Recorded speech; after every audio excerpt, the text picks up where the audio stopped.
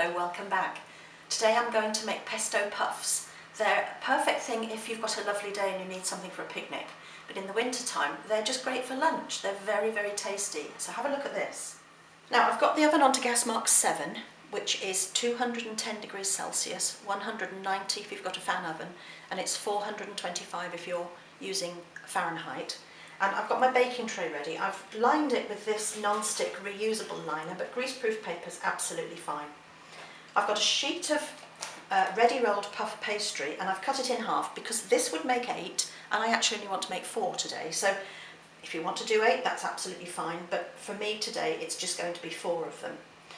I don't know anybody who makes their own puff pastry anymore unless they're in a competition, so there's nothing wrong with using this, it's absolutely fine. Take it out of the fridge a good 5 minutes before you want to use it because it rolls, it's very, very tightly curled up in the box and it does have a tendency to crack if it's a little bit too cold. That doesn't matter. So I'm going to move the piece out of the way that I don't want and put the piece I do want on the worktop. There we are, I'll deal with that later. I'm just going to roll it back up, put it back in the cellophane and then back in the box to use another day. So all we have to do is cut this into 4. This is something that you could do with children who are at home at the moment because it's really very easy but very tasty. So gauge where the halfway mark is and cut it in half that way, and then across there, and again to get your 4 pieces. If they're not perfectly rectangular, don't worry about it, it just doesn't matter. They go on the baking tray and they fit quite nicely on there. And then we have to score round the edge to create a border. It's going to be a little bit like a picture frame. So with our sharp knife we're going to just make a gentle cut. We don't cut all the way through if we can help it, but if you do, it's not the end of the world. About 1 centimetre in, just put your knife point in and bring it towards you. Then go across the bottom,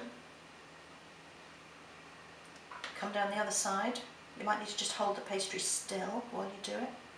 Get those cuts to line up, to join, and then across the top. And you've created like a frame around the outside, and then do the other 3. Okay, there we are. Now, we want the frame to rise up and hold everything in the middle, but we don't want the middle to rise. So what we do to prevent that is stab it, well, we prod it with the prongs of a fork. And you probably need to go in there 8 or 9 times, and you can go right through to the paper underneath. 4, 5, 6, 7, 8, 9, and then do all the rest. I wanted 10 on that one, never mind, that's fine. So now for the topping, and you can use tomato ragu from a jar, sort of a pasta type sauce, or you can use pesto, which has a really lovely flavour, and I'm going to use green pesto. You could use red pesto that's made from sun-dried tomatoes, but if you have these little tubs you don't waste as much. There's not the risk of opening a jar that goes in the fridge and it sits there for too long and then you forget to use it. So it's about between half a teaspoon and a teaspoon. So let's say 3/4 of a teaspoon on there, and then spread it with the back of your spoon just up to where you made those score marks.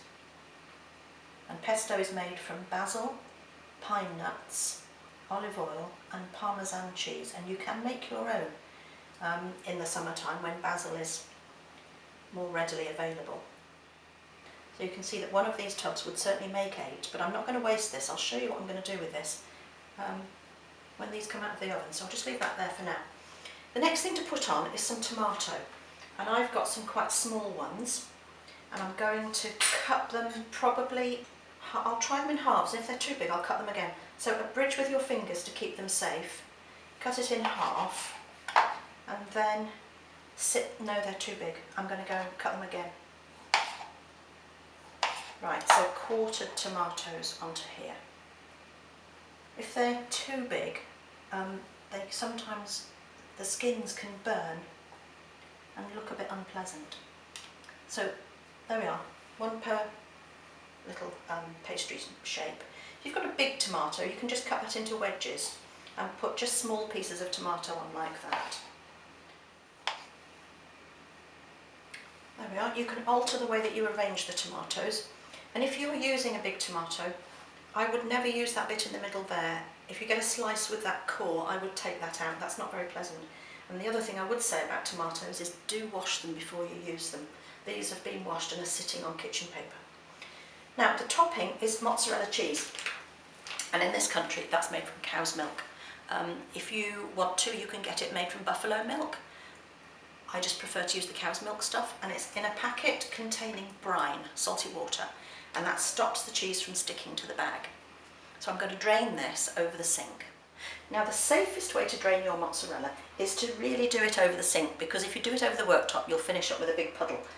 Just take the corner off, tip out as much of the brine as you can get, just give it a gentle squeeze, and then cut the bag open the rest of the way.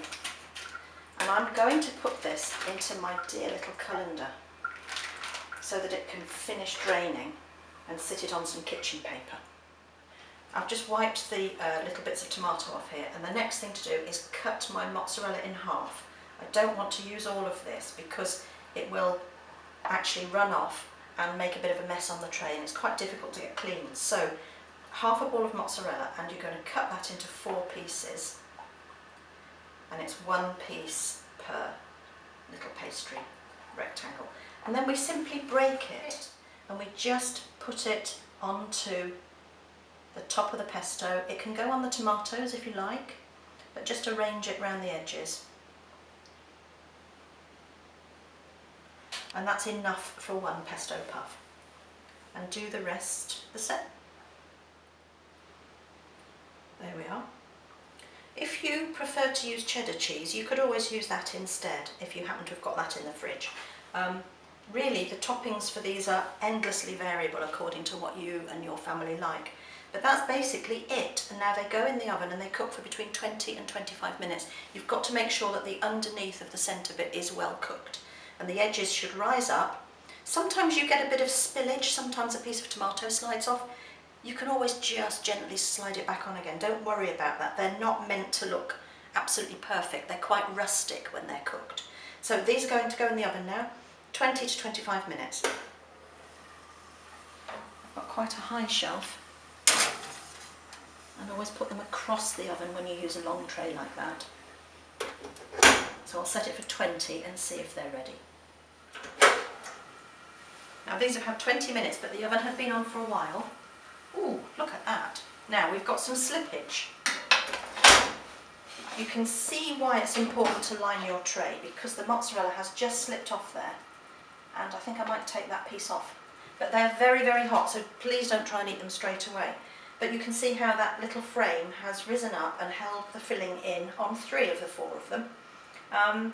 And you can alter the topping according to your taste.